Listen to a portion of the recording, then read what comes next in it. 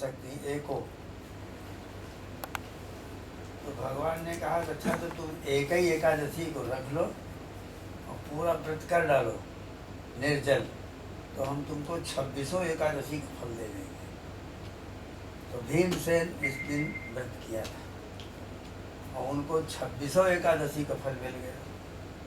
तो ऐसे ही इसको जो कोई भी करे निर्जल उसी रूप में, तो 26 एकादशी का फल एक ही एकादशी में मिल जाता है।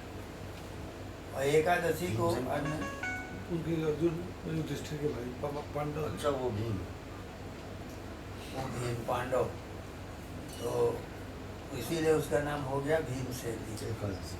एकादशी वो रखे तो 26 एकादशी के बराबर हो गया। हाँ, तो जरा बाहर देखो, हमारा फोन पड़ा हुआ करते रहते हैं। रिलायंस का घंटी बजा रहा इतना महाराज कृपात्री जी एक दिन पानी भी एक बूंद नहीं पीते थे एकादशी, और फिर भी बोलने के लिए आ जाए मंच में 2-2 घंटे बोलते थे। अद्भुत। वो हर एकादशी को नहीं हर पानी एकादशी 12 महीने की, जल ही नहीं पीते 12 महीने की एकादशी। अरे वही तो आश्चर्य होता है कि दोनों वक्त 2.5-2.5, 2-2, 1.5 घंटे की पूजा करना, बगड़ा मुखी की आराधना हो रही, श्री विद्या राज मिला बिल भैयाई अर्चना हो रही है, और उसी प्रकार से वो यौगिक क्रियाएं बराबर कर रहे हैं, प्राकृतिक चिकित्सा भी कर रहे हैं। वो गाड़ी में चलते थे, बड़ा भारी टप उसी में धरा रहता था, उसी में यहाँ पानी भरा दिया गया, ऐसे बैठे हुए 2 घंटा, उससे निकले। इतना करने के पश्चात जो टाइम बचता था तब कुछ लिखते थे। पता नहीं आपने कहाँ रखा? 2 घंटे केवल सो करके बाकी समय बराबर लगे ये रहे। नंबर ये रिंग करना है। फल भी कोई ऐसे नहीं लेते थे। महीने भर का 2 महीने का व्रत होता था चतुर्मास, ये नंबर है। 2 महीने अन्न छूते ही नहीं थे। अन्न उनका कोई है ही नहीं। चक्किया हाथ से आपके घर में पीस करके औरतें जौ काटा दे देंगी तो उसकी रोटी ले लेंगे, नहीं तो नहीं। चावल साठिया या फिर फसही का, और उसमें मूंग मिला दिया और उबाल दिया गया, बिना नमक के ऐसे ही खा लिया। इतना त्याग, इतना त्याग, जबरदस्त त्याग। वो कोई व्यक्ति ही नहीं मिलता उस तरह। विभूति थे समय अब वो शीर्षासन करते थे, दुर्गा पाठ सब शीर्षासन में। अच्छा हाँ, यही हमने भी अभ्यास किया जब तकलीफ कुछ हो गई, उनको भी तकलीफ यही हुई। ये हो गई होगी ना। हाँ, यही हुई। नेक की 2 घंटे 1.5 घंटे वो बराबर शीर्षासन में, और बस सावरण सूर्यतम यो जो मनो कथते महानिशा में तदुत्पत्तिम निस्तरादि गदतो ममो महामायानुभावेन तथा मन्वन्तरादिपः सा बभू महाभागा सावर्ण स्तने और रवे। एकदम सुस्पष्ट धीरे धीरे ये स्थिति होती थी। चमत्कार था उनके मुख से निकलती सरस्वती की वाणी की अद्भुतता ऐसी थी कि ऐसा कोई वक्त ही नहीं इस देखा। अब दूसरा तो हम कहें कि किसको कहें, ऐसा वक्तृत्व महामहोपाध्याय गिरधर शर्मा, जिनको सभी लोग मानते थे,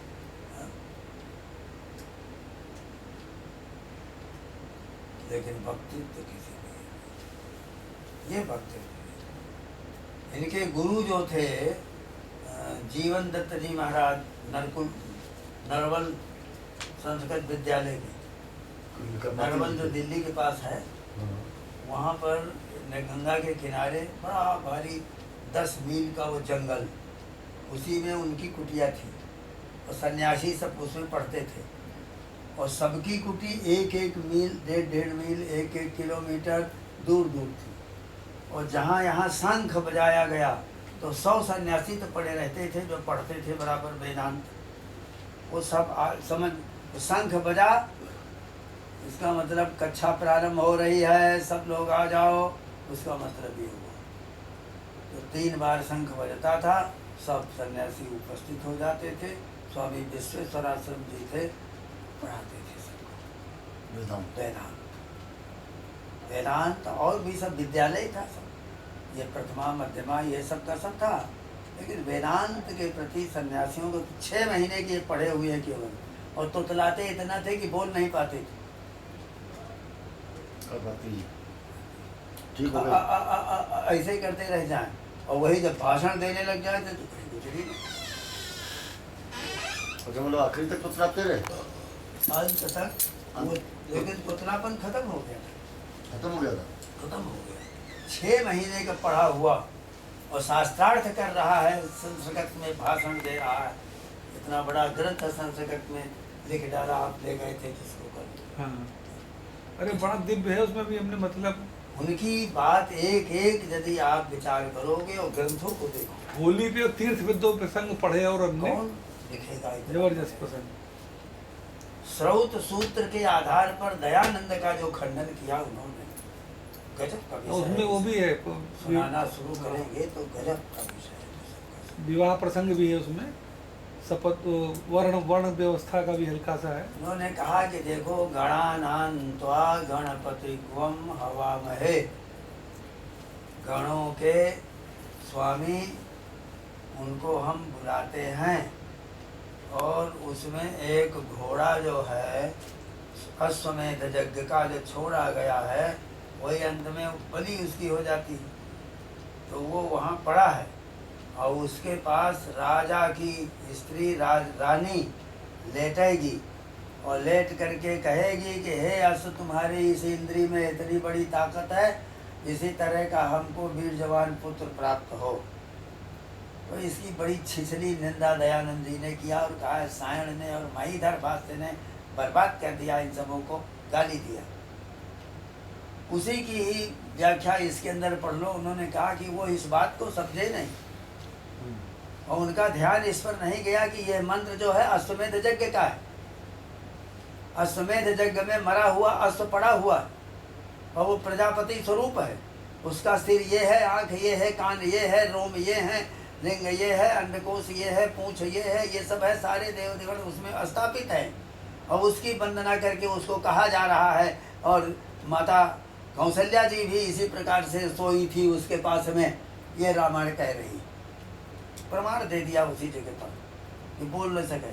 स्रोत सूत्र जिसके आधार पर आप वेदों का अर्थ करने के लिए चले हैं, वो स्रोत सूत्र भी ये कह रहा है। 3 सूत्र है लगातार। स्रोत सूत्र का आधार है शतपथ ब्राह्मण वेद जो है, मंत्र ब्राह्मण और वेद नाम धेनम, मंत्र और ब्राह्मण। तो ब्राह्मण भाग और मंत्र भाग और उपनिषद भाग 3 है उसमें। 80,000 मंत्र जो हैं वो कर्मकांड के हैं और 16,000 मंत्र जो है वो उपासना कांड के हैं और 4,000 मंत्र जो है वो ज्ञान कांड के हैं। यही 1 लाख मंत्र वेद में हैं। समूचे 1 लाख वाले को ये कहा जाता है। और इसके चारों वेद में 1 लाख मंत्र हैं। हाँ, अब उसमें से साम वेद की 1,000 शाखाएं और मिलती हैं कुल 3 इस समय और बाकी लुप्त। यजुर्वेद की 12 शाखाएं जिसमें मिलती हैं 6। इसी तरह से ऋग्वेद की शाखाएं। तो वेद जो है शाखा क्या है, इतने विद्यार्थियों को पढ़ाया, वो विद्यार्थी अपने अपने घर लेकर वेद चले गए। वेद आया कहाँ से? अंगिरा जी ने उसको अग्नि ने प्रकट किया और उन महर्षियों ने सुना, तो सुनने से उसका नाम हो गया श्रुति। श्रुति जो वेद मंत्र है वो सुना गया, इसलिए श्रुति कहलाया। तो वो वेद जो हैं यहाँ पर थे, तो हयग्रीव नाम का एक कोई था राक्षस, तो वो वेदव्यास जी ने वेद नहीं लिखे थे। नहीं उनकी लिखा किसी ने नहीं, किसी ने न लिखा न लेखक ही कोई है उसका आदि। जस निश्वसितम वेदाः, भगवान के श्वास से प्रकट हुए वेद, चारों वेद। वेद। तो अंगिरा जी ने सुना तो वो आंगिरस हो गया। तो श्वास से प्रकट हुए तो सुन कैसे लिया? श्वास की ध्वनि निकली। श्वास के से वेद प्रकट हुए। हाँ, वेद जितने हैं भगवान के श्वास से प्रकट हुए, ठीक है। लेकिन वो आकाश में थे कहीं पर। फिर उन वेद मंत्रों को अंगिरा जी ने साक्षात देखा, सामने आ गए। तो उन्होंने जितने को लिख लिया या जितनों को अपना याद कर लिया, वो आंगिरस हो गए। इधर याज्ञवल्क्य अपने गुरु के पास पढ़ रहे थे, तो गुरु जी के किसी जगह पर अर्थ कुछ हो रहा था। उन्होंने कहा नहीं गुरु जी, इसका यही अर्थ होता है। तो उन्होंने कहा तुम मूर्ख हो, गुरु से बात करते हो, इसलिए हमारे पढ़ाए हुए वेदों को उगल दो। तो उन्होंने उगल दिया। एक तीतुर बन करके भागा, वो वेद की तैत्तरीय शाखा हो गई, तैत्तरीय शाखा। दूसरा बट बन कपूत बन करके भागा। तीसरा और कुछ होकर तीनों को उन्होंने निकलवा लिया। अब याज्ञवल्क्य रह गए खाली। तो उन्होंने सूर्य भगवान की आराधना किया। अतः नमः, बहुत बहुत बढ़िया मंत्र है वो। जजुः कामः उपहरामीति। हे प्रभु, हम यजुर्वेद प्राप्त करने के लिए आपकी आराधना कर रहे हैं, आप हमको पढ़ा दीजिए। अजात जामो, वो वेद हमें चाहिए जो धरती में है नहीं किसी के पास। तब सूर्य भगवान ने प्रकट किया एक पुरुष को, और वो पढ़ा रहा है और याज्ञवल्क्य जी सुन रहे हैं। उसी का नाम है माध्यन्दिनी शाखा, और वो माध्यन्दिनी शाखा हम सब लोगों की है। इनको सब याज्ञवल्क्य नाथ श्रीयंते, याज्ञवल्क्य भगवान से हमको ये सब प्राप्त हुए। तो हम याज्ञवल्क्य को न माने, मानना पड़ेगा। तो चारों वेद इसी तरह से अलग अलग 4 ऋषियों से प्राप्त हुए। अग्नि से प्राप्त हुए, आंगिरसम, अंगिरा जी से, अंगिरा ऋषि से प्राप्त हुए, और ये याज्ञवल्क्य से प्राप्त हुए। ऐसे ही ऋग्वेद दूसरे लोगों से प्राप्त हुआ। उन्होंने सुना उसको और सुन करके लिख लिया। अब उनको जब पढ़ाया अपने शिष्यों को, वो शाखा हो गई। तो उतनी शाखा मंत्र की हो गई। ये पूछते हैं कि वेद मंत्र, वेदों में मूर्ति पूजा कहाँ है? तो त्र्यंबकम यजामहे यजदेव पूजा दो धातु है। हम त्र्यंबक की पूजा करते हैं।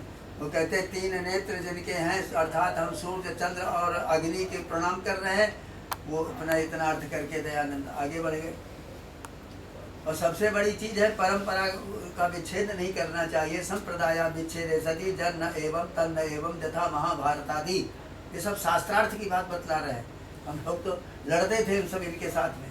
अब खड़े होकर उसके साथ मंच में उनके सब प्रश्नों को सुनते थे, और फिर दिया जाता था और श्लोकबद्ध पर्चा भेजा जाता था। यहाँ सनातन धर्म भवन में ऊपर के खंड में आर्य समाजी, और नीचे के खंड में सनातन धर्मी। और एक स्वामी जी आ गए थे, गोरे गोरे से, बहुत सुंदर थे। उनका नाम था स्वामी दयानंद। और ये दयानंद आर्य समाज के, और उनका भी नाम था दयानंद। तो वो दयानंद बीए कहलाते थे। वो बीए थे उस समय के, तो वो दयानंद बीए। तो वो उनका शास्त्रार्थ हो रहा। एक दिन उन्होंने कहा कि जदा जदा मुंचते जस्य वाणी तदा तदा तस्य कुल प्रमाणम। जैसे जैसे वाणी निकलती है वही कुल का बोध कराती है, किस जाति का आदमी है। और समाजियों ने कहा, आप बता सकते हैं? श्लोक तो कह रहा है। तो एक उसको मोची को पकड़ करके वहाँ ले आए, कुर्ता उर्ता पहना के बढ़िया एकदम खड़ा कर दिया, टोपी लगा दिया। कहा ये आया हुआ है और इससे आप पूछ लीजिए ये कौन कौन जाति का है। वो बैठे रहे, कहते वो अपना वो चमड़ा सीना ऊना वाला वो बैग कहाँ रखे आए हो? अब ताली बज गई इधर सब के सब। वो था ही चमारे, बिना बिना आपको पूछे वो बता दिया, बिना किसी प्रश्न के। उसको देखा और कहा आकृति बताती है किस जाति का है। अरे आप गेहूं को देख करके ही तो बताते हैं कि यह जो है पंजाबी है, या फलाना जगह का, या फलाना जगह का है। फलों को देख करके ही तो आप बताते हैं कि ये चना जो है मुल्तानी है, ये चना यहाँ का है। आँखों से देखते हैं तभी तो बताते हैं। और आँखों से देख करके यह बालम खीरा है कि फलाना खीरा है, छोटा खीरा है, कौन सा है। हर चीज़ के ऊपर आप आँखों से देख करके ही निर्णय लेते हैं। मैं भी आँखों से बता रहा हूँ।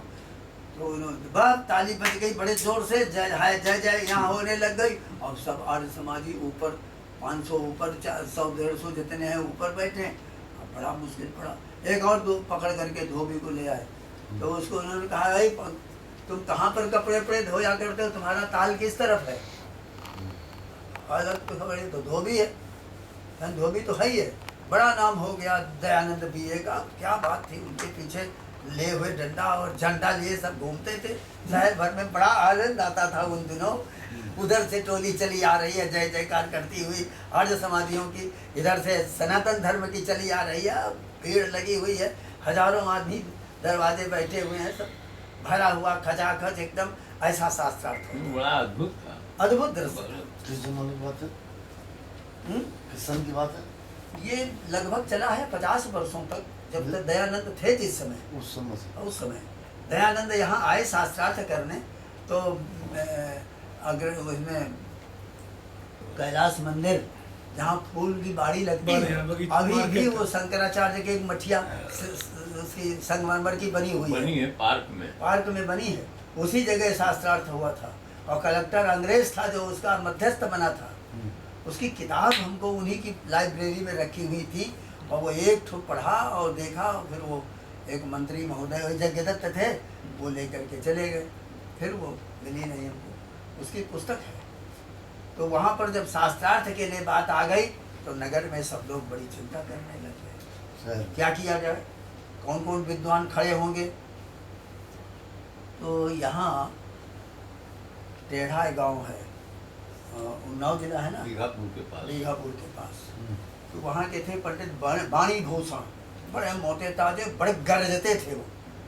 अभी बुढ़ापे में कहा है मैं बुढ़ा शरीर हो गया है, मेरी बाणी नहीं बूढ़ी हुई है। अच्छा। ऐसा गरजते थे, बिना माइक के चिल्लाते थे मंच पर, अच्छे तगड़े थे, हमें बड़ा प्यार करते थे। हमको ज्यादा हमारे पीछे तुम दबे हुए यहाँ बैठे रहे, तो खुल करके चलो मंच के ऊपर बोलो, जो मुख से निकले वही बोलो, हम लोग समर्थन कर देंगे। ये ऐसे थे वो। तो वो सब सामने आ गए। ये हुआ कि एक मैथिल पंडित थे, बगला के उपासक थे, सिद्ध थे, हल्दीराम झा। तो हल्दीराम झा के पास गए सब लोग। उन्होंने कहा कि 4 पंडितों को बुला दीजिए बनारस से, जो हमको ऋग्वेद संहिता एक सुना दे, यजुर्वेद संहिता का पाठ 40 अध्याय वो हमको सुना दे, अथर्ववेद संहिता और चारों संहिताएं हमको सुना दी जाए, बस शास्त्रार्थ हम कर लेंगे। उनको सुना दी गई। आए 4 पंडित, सुनाया 2 दिन 3 दिन बराबर यहाँ। वो आए आगे, और पर सब पंडित बैठे हुए थे। उन्होंने कहा कि वेदों में मूर्ति पूजा बतलाइए, और जठे इमाम एक मंत्र है, जठे इमाम वाचम कल्याणी मावधानी जनेभ्या। कहने इसमें कहा गया है कि वेद सबको पढ़ना चाहिए। आधा मंत्र तो वो लेकर के व्याख्या कर रहे हैं और आधे को छोड़ देते हैं। इस तरह के उनके सब तिगड़म थे। बैठे रहे, कहने हाँ दयानंद क्या बोल रहे हो? कहने जथा मंत्र, कहने ये वेद मंत्र है कि नहीं? कहने हाँ ये वेद मंत्र है। कहने माँ, बस, और उनका गला बंद हो गया। किसका? दयानंद का। बोल ही नहीं सके, बार बार ऐसे करते, बात वेद किस वेद में नहीं है। अब वो गला दबाए दबाए बार बार कह रहे हैं कि किस वेद में मंत्र नहीं है बतलाओ। हम पूछ रहे हैं किस वेद में नहीं है, किसी एक वेद का नाम लो, हम उसी में तुमको मंत्र बतला रहे हैं। जो मंत्र हैं वही मूर्ति पूजा के लिए बतला रहे। मूर्त रूप है कि नहीं, मंत्र मूर्त रूप है या नहीं, ये बतलाओ। अब उनका गला अवरुद्ध हो गया, 3 दिन बोल नहीं सके। यहाँ पर पढ़े रहे, अंग्रेज ने निर्णय दिया। वही बोल रहे थे कि मंत्र अवरुद्ध है कि नहीं, बताओ। तो कह दिया गया कि स्तंभ है, जेहवाम कीले मंत्र है, बगला मुखी सर्व दुष्टानाम वाचम मुखम पदम स्तंभ है, रोक दिया। जेहवाम कीले, जबान को कीलित कर दो। बुद्धिम विनाश है, ह्रीं ओम स्वाहा, फट, हाँ फट कर दिया। अभी भी यह मंत्र है, इसका एक सार मंत्र है। अब वो गुप्त मंत्र है, अब उसको बता दें, खाली 3 अक्षर है, और 3 अक्षर को लेकर के आपको जरूरत पड़ती है, आपके मतलब का है। वो ऐसे ही जगह है कि जज के सामने जाकर बात करनी हो, किसी बड़े अधिकारी के सामने मीटिंग में है, और उसको 2 बार 3 बार मन में पढ़ते रहो, और एक बार जोर से बोल दो। क्या उसकी हिम्मत है जो आपको कुछ कह सके? अरे प्रत्यक्ष एकदम बात है। हम तो जानते नहीं थे किसी को, लेकिन बाल्यकालीन वो उम्र थी ऐसी कि थोड़ा उत्साह चंचलता की ओर होता है। एक हमारे पास सज्जन आए जो हरिमोहन जादव है, इसके बड़े भाई थे राम गोपाल सिंह जादव। तो राम गोपाल का एक मकान था कछियाने में, उस मकान को हमने किराए पर लिया था। हमारे पास 6, 7, 8 विद्यार्थी बलदेव साहब संस्कृत विद्यालय में पढ़ते थे, तो उनके पास जगह न थी, हम कहा एक कमरा ले। वो कमरा था शंकरपट्टी के एक दुर्गा शंकर दीक्षित का। तो उन्होंने कहा कि शास्त्री जी आप यहाँ पर रुकें, और बड़ी अच्छी जगह है, हम विद्यार्थियों के रहने की जगह देते हैं। उसको दे दिया उन्होंने, और हमें 24 रुपये किराया पड़ता था, दे देते थे जब आ जाते थे हमें इकट्ठा। तो उसके ऊपर राम गोपाल के ऊपर कोई मुकदमा हो गया, क्या गड़बड़ उसने किया था। तो वो हमारे पास ढूंढ करके वहाँ नहीं मिले, तो यहाँ आकर के रोया, पगड़ी गड़ी बांधता हुआ, पगड़ी बांधता था और पतला पतला बिल्कुल सूखा सूखा जैसे था, वो गले में डाले गमछा, हाथ जोड़े, यहाँ 3 दिन पड़ा रहा। क्या बात है, किस लिए तुम हमसे कोई बात चाहते हो? हमारी जानकारी जो नहीं है उसको हम हाँ नहीं कर सकते, हम जो जानते हैं उतने बोलेंगे। हमारे ऊपर बड़ा संकट है, मुकदमा है, इस जज के पास में है। अच्छा, तो इस जज के पास में एक पूजा करा दो। 2 पंडितों को बुलाया, उनको बगलामुखी का जप दे दिया, कहा ये जप कर रहे हैं, उनको कुछ रुपया दे दो। उसने कहा 20 रुपया दे दें। अरे हम कहा 10 रुपया दे दो, तुम्हारी नीयत इतनी खराब है, फिर क्यों हमारे पास दौड़े आए? 20,000 का केस तुम 20 रुपया दे रहे हो? अच्छा, हमें मालूम नहीं था। अच्छा पंडित जी 500 रुपया हमें जेब में है, ये आप रख लीजिए। तो पुत्तीलाल शास्त्री थे, कसियाने में रहते थे, उन्होंने ले लिया, चलने लग गया। फिर एक दिन आया कि कल मुकदमा तारीख है। हम कहा अच्छा ये यंत्र ले जाओ, देखो इसको दबाए रखना, और ये कुर्ते में यहाँ तुम्हारे जेब है कि नहीं?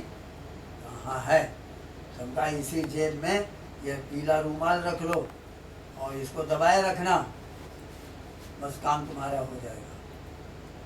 वो उसको यूँ दबाए हुए बड़े उससे, और वही दिखावे, और वह यंत्र लिए हुए। जज जो था उसका माथा खराब हो गया, बहुत परेशान हो गया, बड़ा जोर से रिजल्ट हुआ, तो केस ही खारिज कर दिया। और उठ करके वहाँ से शाम को 5 बजे के बाद 7, साढ़े 6 बजे वो वैद्य जी के पास पहुंच गए। यहाँ रामेश्वर वैद्य एक बड़े प्रतिष्ठित चरक के एकमात्र देश के 2 विद्वानों में ये तो वही थे। तो कई एक यूनिवर्सिटियों के वे परीक्षक भी थे, विश्वविद्यालय यहाँ का और मद्रास का, ये 2 के थे। तो उनके पास प्रायः अधिकारी आया करते थे, और हमारी बैठक उनके यहाँ छोड़ और कहीं होती ही नहीं, और किसी को जानते न थे। उनसे जब से ज्ञान हो गया संस्कृत का और इसका प्रवाह एक चलता था, 10 आदमी वैसे आया करते थे। आए, कहने के वैद्य बहुत तकलीफ है हमको, क्या हो गया है? उल्टी हो गई 2 बार, माथा बड़ा दर्द कर रहा है। क्या बात हो गई? अभी कुछ नहीं, एक केस आया था, उसको ही देख रहे थे, बस एक आयक बड़े जोर से धक्का लगा और वो सब बोल नहीं आ रहा, मुंह से एकदम मुंह जबान सूखने लग गई, ऐसी हालत हो गई। कहने लगे तो वो त्रिवेदी उसको बोले अपने कंपाउंडर को, इनको 1 गिलास पानी दो। पानी पिलाया, कहीं बैठ जाओ, कहीं कोई ऐसा ज्योतिषी हो जो बतावे हमको मालूम हो रहा कि हमारा कुछ खराब समय आ गया। क्या नहीं, ज्योतिषी बैठे तो हैं, नए चले आ रहे हैं बनारस से। हमारे साथ उनकी भिड़ंत हो गई। अब भिड़ंत हो गई तो हमने कहा कि जज साहब आप किसका केस कर रहे थे? कहीं एक राम गोपाल सिंह है, वो जादव है, बड़ा बदमाश, उसके ये केस था, हम चाहते थे लेकिन कुछ हो नहीं पाया। हम कहा वो तो हमारे पास आया था, हमें ने उसको भेजा, और एक यंत्र देखो लेकर के भेजा था। तो हाथ जोड़ के हमें सामने रह गए। फिर तो जज साहब बड़े भक्त हो गए, लिए गाड़ी यहाँ आ जाए, यहाँ से ले जाए, अपने बंगले में ले जाए। वहीं परेड में जहाँ है सोमदत्त प्लाजा है, उसी के बगल में बंगला रहा है। 6 बंगले थे वहाँ, 6 बंगले सब अधिकारी वहाँ रहते थे, तो वहाँ ले जाए। बड़े भक्त बहुत ज़्यादा हो गए। फिर उनको एक दिन श्मशान में ले गए। उन्हीं की एक ज़रूरत पड़ गई, उनकी लड़की बड़ी मोटी हो गई और 40 की हो गई और शादी न कहीं पर वो। हमने कहा उपाय तो है, लेकिन वो श्मशान में हम आपको कैसे कह दें, हम तो चलेंगे। चिता जल करके छोड़ करके लोग चले गए हों, उसी के चलना है। तो वही गंगा के उस पार सामने प्यारे लाल अवस्थी साथे रहा, वही जज साहब बहुत ज़्यादा व्रत लगाए रात रहा। तो उनको लेकर के वहाँ पहुँचे तो उनका जज साहब सब कपड़े उतार दीजिए, खाली एक वही पहने रखी, नीचे पहनी जाती और सब उतार दीजिए। आइए यहाँ चिता के पास। चिता के मध्य भाग में अवस्थी जी से कहा कि अवस्थी जी आप थोड़ी मदद करिए, यहाँ जो घड़ा वड़ा कोई पड़ा हुआ हो उसी से इसमें पानी उलझ दीजिए, थोड़ा बुझ जाए। तो उसको उन्होंने खपरा दे करके उलझना शुरू किया, बुझ गया। तो उनसे कहा कि बीच में जाइए और ये यंत्र जो है हमने लिख कर लाए हैं, ये लोटे में है, ये लोटा से गाड़ दीजिए उसी में। तो इतने काम आपको गाड़ दिया। गाड़ने के बाद हम गाड़ी में हाँ उसी चिता के अंदर जले हुए स्थान में कोयला वला थोड़ा हटा करके उसी जगह गड़वा दिए। तो अब आप स्नान कर दीजिए। और उन्हीं की गाड़ी में हम लोग, गाड़ी यहाँ ऊपर है खड़ी कर दिया था वही कोने पर जहाँ उनका गायत्री मंदिर है क्या, तो वे वहाँ से चढ़ कर ऊपर आए, चले आए। संयोग ऐसा हुआ कि उसके तीसरे दिन उस लड़की के कोई संपर्क में आ गए, उसके साथ तय हो गए। हाँ बहुत ज़्यादा भक्त भाई जी से वो बड़ी प्रशंसा करें कि हमें तो ये देवता मिल गए और घर ले जाएंगे, ये करेंगे वो करेंगे, बड़ा यानी वो जब तक रहे हमारे, हम ऐसे ही आए 15 दिन रुके, फिर कलकत्ता चले गए। तो उतने समय पर वो बहुत, कलकत्ते में भी स्थान था आपका? हम तो वहीं रहते ही थे, यहाँ तो भूले भटके आ जाते थे साल में नवरात्र। और 30 बरस तो रहे कामाख्या में। कलकत्ते में कहाँ रहते थे आप? कलकत्ते में हम रहते थे दमदम में, बगीचे में। वो बगीचा था स्टार प्रेस वाले भार्गवा जी का, वो बहुत बड़ा काशीपुर क्लब के सामने 30 बीघे का बगीचा था। एक कोठी थी पूरी 9 कट्ठे में बनी हुई थी, अकेले उसमें हम रहते थे। 40 बाई 40 के 3 हाल लंबान में, और 15-15 बाई 20 के 10 के इतने थे, 3 छो थे, एक इधर और फिर बीच में दीवार, फिर इतने फ्लैट उधर, और सब मार्बल हाउस। और एक अंग्रेज का था, इन्होंने खरीद लिया था, न्यूमैन्स कंपनी इन्हीं के पास में थी उसकी। तो वहीं पर ज्योति बसु मिले थे, वही पहला चुनाव था। चुनाव में किसी ने कह दिया ये खाने ठाकुर मौसा आचे थे संगे अनेक वोटर आचे। अब अनेक क्या 150 आदमी हुआ, नीचे रहता था झोपड़ी पड़ी बनाई इधर उधर किनारे, वो सब उड़िया लोग थे। वो सब ठाकुर मौसा है, जो काज करे सोई होचे। ठाकुर मौसा के पास ऊपर आ गए तो एक गाड़ी नहीं 25 ठो गाड़ियाँ, और सब में उतरते चले आ रहे हैं। नरकुल डांगा कौन फलाने हैं फलाने, 4-5 तो वो सब ये मेले। दरबार ने कहा साहब इधर से जाइए, वो गोल जीना है, आप इस तरह जाइए। वहाँ पर यहाँ भालो साहब बड़ा इंतजाम रखा था, एक बहुत बड़ी कालीन 1.5 लाख की थी, वो 40 पूरे उसमें 40 बाई 40 वाले हाथ में बिछा दिया था। तो जो कोई आवे वहाँ बैठे, सब लोग आए, प्रणाम किया, बैठे वहाँ। अब हमको बता दिया कि यही ज्योति बसु है। तो दरबान आके बताया, बड़ा अच्छा, मैं काम करो। एक मिश्रा थे, कहा मिश्रा जी चाय बनाओ। चाय का दूध तो है ही नहीं, हमका नाम मत लो, बनाओ तुम चाय बनाओ तुम। और हमारे जो मिर्च उर्च है तो ये सब दो, काली मिर्च ज़्यादा डाल देना और थोड़ी पिपली डाल दो, बहेड़ा वेड़ा का ही देखो धरे हैं, तुम्हारे यहाँ को चूड़ा वही मिला दो, सब चीज़ को डलवा दिया। एक बाल्टी भर चाय, 25 आदमी थे, क्या करें, चाय बनाए गए। चाय जब बनी, शक्कर वहाँ भरा दे गए, जरा थोड़ा नींबू भी वो जब पीने लगा, এই জিনিস অত্যন্ত ভালো হচ্ছে, এইরকম এই জিনিস शादी করছে। बसु साहब ये औषधि पेय है। क्या होता है? खाया आयुर्वेदिक औषधि पेय अत्यंत ভালো হচ্ছে, तो कभी पिए ना और खावें ना कभी। हाँ आप कहाँ खाएंगे, ये तो हम लोगों के पास यहाँ रहता। बड़े प्रसन्न हो गए, जितने पिए सब वाह वाह क्या बढ़िया चीज़ है, क्या बढ़िया चीज़, खाली शक्कर लगी और कुछ नहीं। अच्छा बड़ा प्रेम हुआ। हमने कहा कि बसु साहब कम्युनिज्म के भीतर श्रम आधार है, पूंजी का आधार श्रम है या श्रम का आधार पूंजी है, इसका निर्णय आप कर दीजिए। तो 150 वोट हमारे पास में है, आपको हम देंगे। वो सिर पटक डाला, निर्णय न कर सके। वो जितना बोलते जाए अपना बंगला में क्या क्या करें, फिर अंग्रेजी बोलने लगे, फिर हिंदी के 2-4 शब्द बोले। हमने कहा ये बतला दीजिए, ये गाड़ी जिसमें बैठ के आप सब लोग आए हैं, ये श्रम है कि पूंजी? कहें ये तो पूंजी है।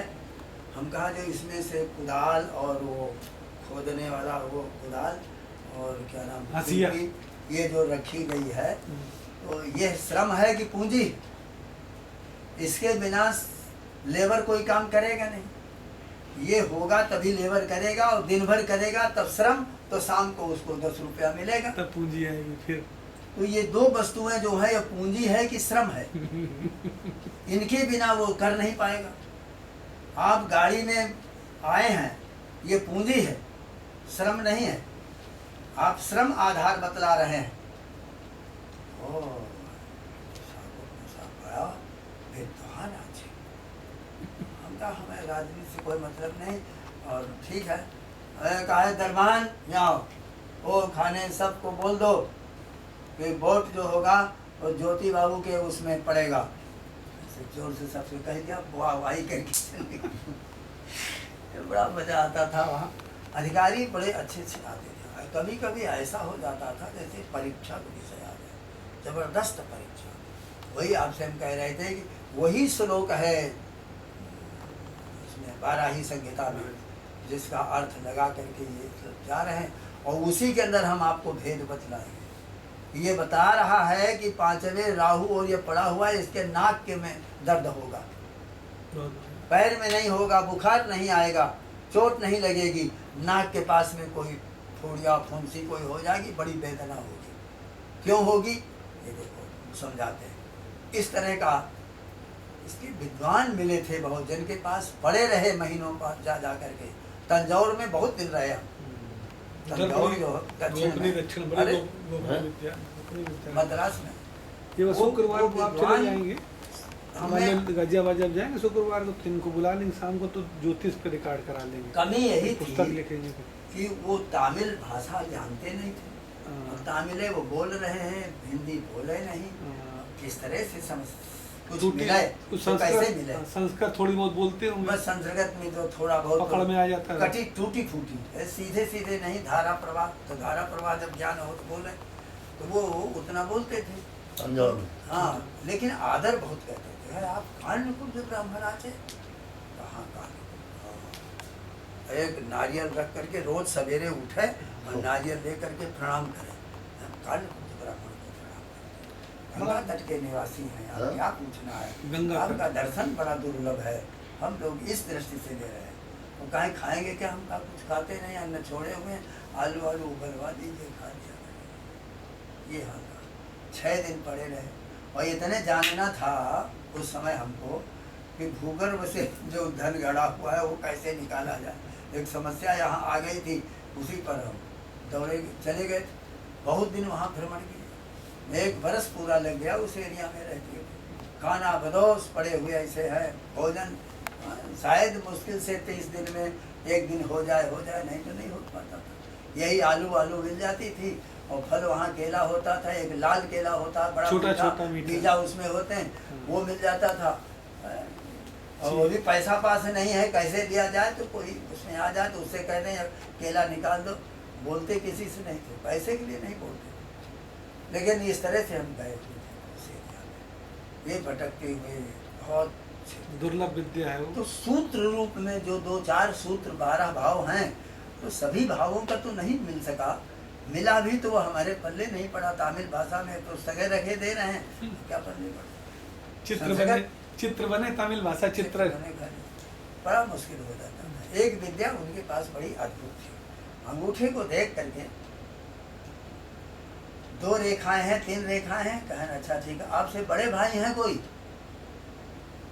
क्या नाम है? सा शब्द पढ़ता है? कहें हाँ, उनका सर्वेश नाम है। अच्छा अच्छा। हाँ, तो उनकी पत्नी बहुत बीमार हो रहती हैं और ठीक नहीं। हाँ, तो वो तो लिखे हुआ है कि वो 40 बरस के बाद बीमार ही रहेंगी और फिर 60 के बाद 3 बरस और हो जाएंगे तो वो चली जाएंगी। ऐसे बताते चला गया। एक को देखा उसने, एक सेठ के लड़के थे, वो कलकत्ता से गए हुए, उनको वो स्वामी स्वामी उसको कहते थे सब। तो उसने देखा, कहा आपको 36 वर्ष के उपरांत 37वें वर्ष में पुत्र होगा, इसके पहले कोई संतान नहीं होगी। और वो पुत्र सावन के महीने में होगा, सायंकाल होगा और दिन उसका जो है दिन दिन दिन ऐसे बोलता रहा कि कहा दिन जो है शुक्रवार होगा और वो हो सकता है 7 बजे हो जाए, नहीं तो 7 से और 9 के मध्य में उसका समय है। लग्न उसकी ये होगी, कुंडली उसकी ये होगी। बना करके ये दे दिया। अभी 8 वर्ष बाकी है और 8 वर्ष वो बाद वो समय आया और उसी समय पर वो पुत्र पैदा हुआ। वो पुत्र आज है और वो गीत गाते हैं उसी का। और यही थे जो लेकर आपके यहाँ आपको साथ लेकर पाली वाले बाबा के वहाँ गए थे। यही वही इन्हीं के लड़के की बात, बड़े लड़के की। ये ज्योतिष के सिद्धांत हम तो ये समझ रहे हैं कि वो दृष्टिकोण लुप्त होता चला गया। ये बात पद्मय सदमे जी जो है नहीं, सब विषय गठन गंभीर विषय। पद्मनाभ जी जो है सदमे जी हमारा कार्य क्षेत्र कलकत्ता, 60 नहीं 64 वर्ष, 23 वर्ष गुवाहाटी, गुवाहाटी में रहे। 23 वर्ष गुवाहाटी में कहाँ? बगला मुखी। बागला में रहते थे सेठ के घर में हाँ। और बनवा दिया था वहाँ पर। ऊपर में हमारे 3 भवन बनाए हुए पड़े, वहाँ तक ट्रस्ट को दे आए। हाँ, 15-20 लाख रुपए लगवा दिया था वहाँ। जो आवे वो कहा हमारा भी कुछ। उनका देखो हम तो लेंगे नहीं, ये भगवती का भंडार घर है, इसको बना दो। ट्रस्ट वालों से कहकर हमने कहा ऐसे आ गया, 4 लाख रुपया दे रहा है, जमा करो और इसको बनवा दो। हो गया। एक हमारी यज्ञशाला जहाँ बलिदान होता है उसी के ऊपर में इसी तरह की यज्ञशाला बनी हुई पड़ी है हमारी बनाई, और उसी के बगल में एक मंदिर है। चलो ये आनंद वहाँ आता था।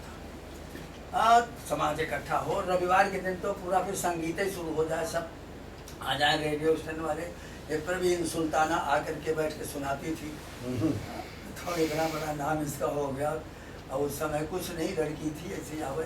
धीरेन्द्र शर्मा एक वहाँ पर था, अच्छा कलाकार था, क्लासिकल, उसके पास पढ़ती थी, सीखती थी।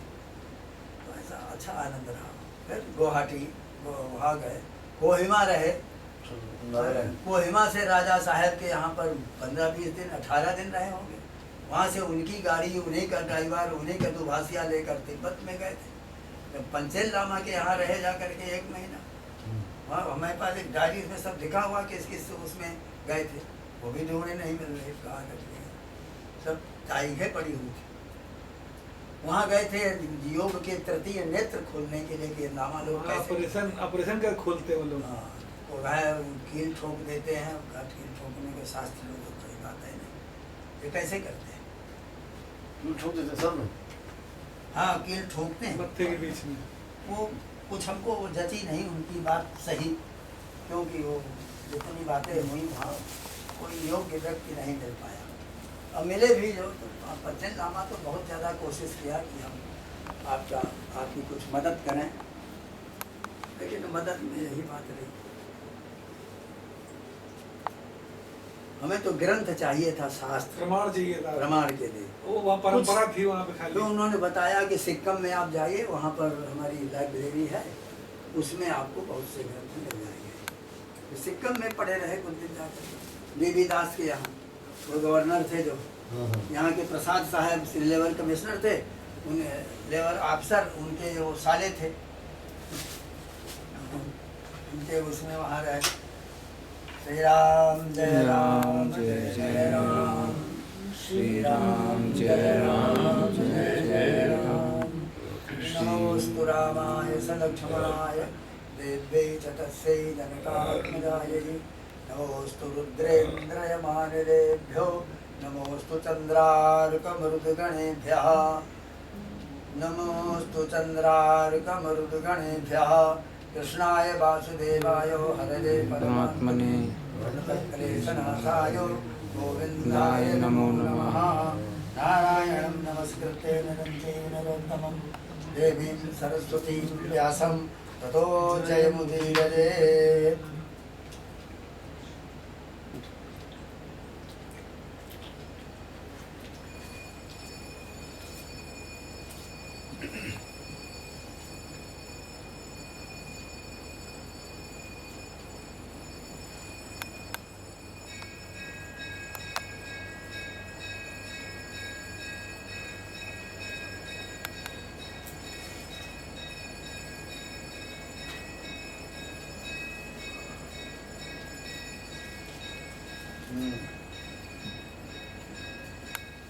ये चल रहा है बरहा पीडम नटवर बपुः कर्णयोः कर्णिकारं बिभ्रतवासः कनककपिशं वैजयन्तीं च मालां रन्ध्रानुपेणो अधरसुदया पूरयन् गोपवृन्दैः वृन्दारण्यं स्वपदरमणं प्राविशत गीतकीर्तिः।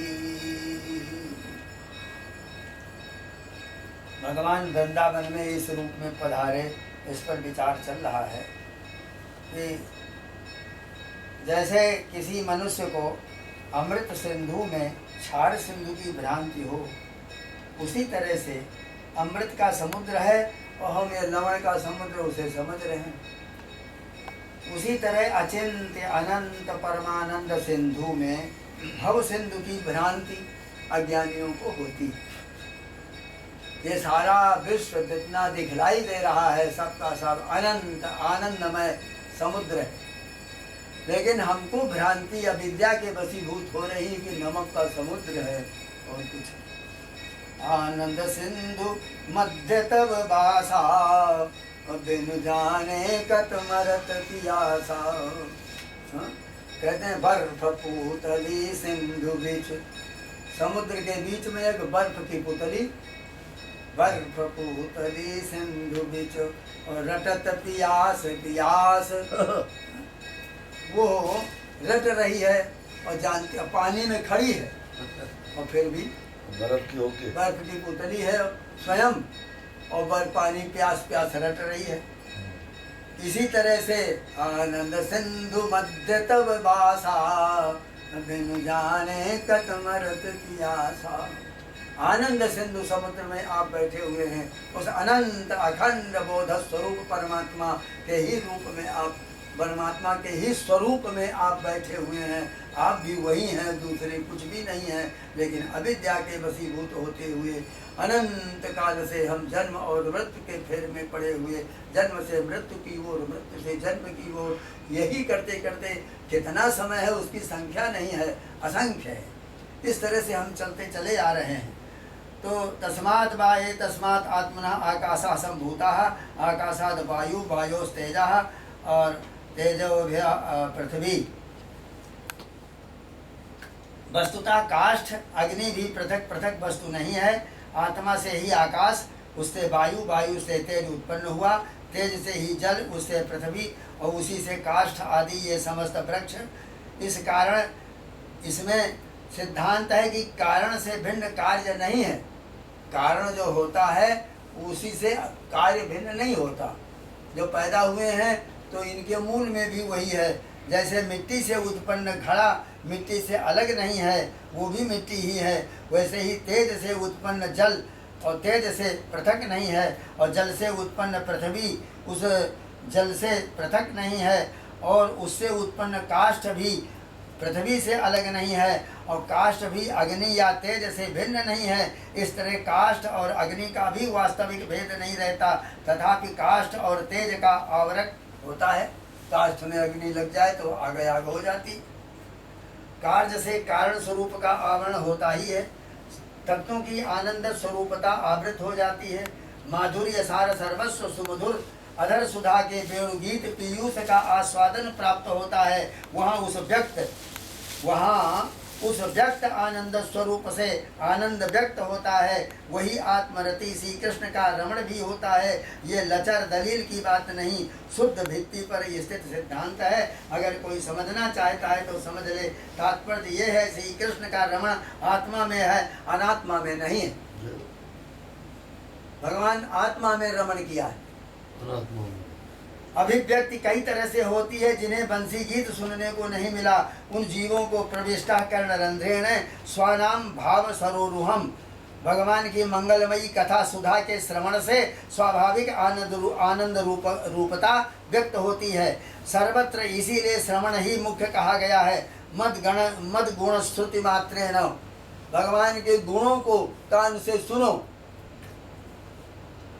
इसी में तुम्हारा कल्याण है।